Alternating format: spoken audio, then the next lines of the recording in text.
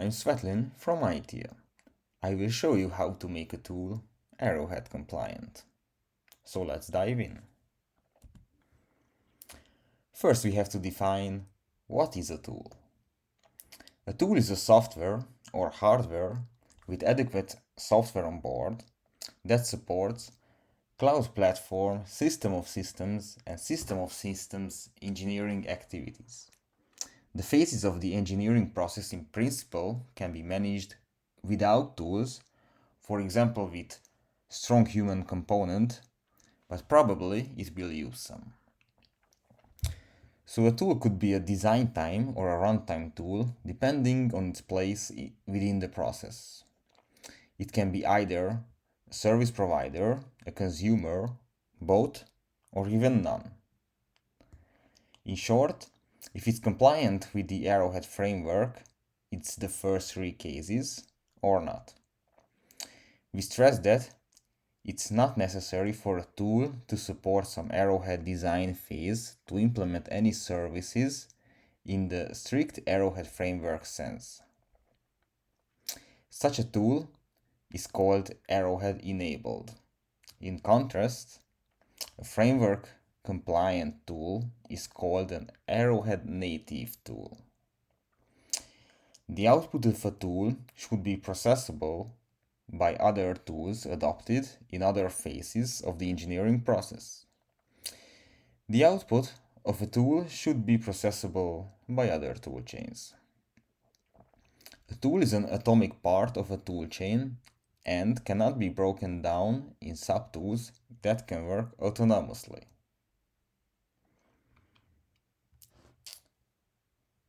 In order a tool to be an Arrowhead native tool, it needs to implement the core system's service interfaces. So let's see what are they. We have three mandatory core systems: the service registry, the authorization, and the orchestrator. We need to implement the client interfaces. The service registry offers the service discovery service with three interfaces: the echo, the register, and the unregister. A tool in its life cycle most likely will use all of them.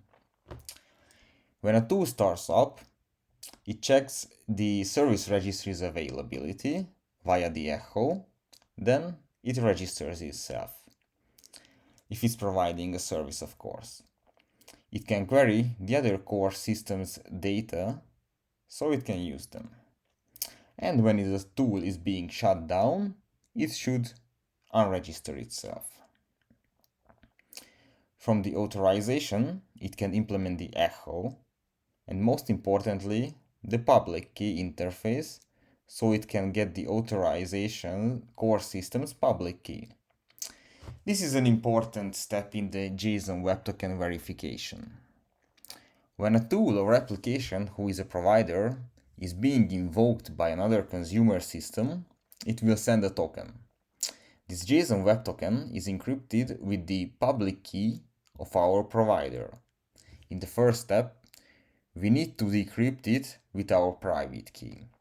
And in the second step, we need to verify it with the public key of the authorization core system, and now we are able to access the contents of the token. From the orchestrator, we can implement the orchestration for dynamic orchestration and the store orchestration for invoking store-based orchestration. And of course the echo if we want to make sure the core system is available. We also have the option to use the supporting core systems.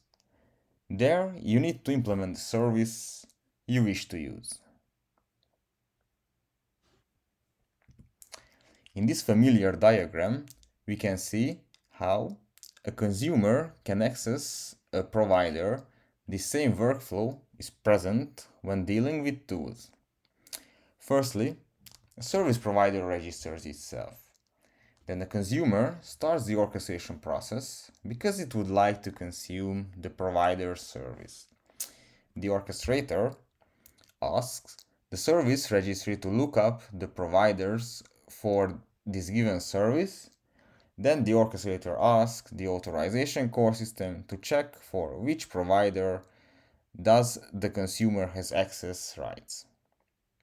Quick reminder, don't forget to set up the authorization rules beforehand. Our consumer now is capable of accessing the provider.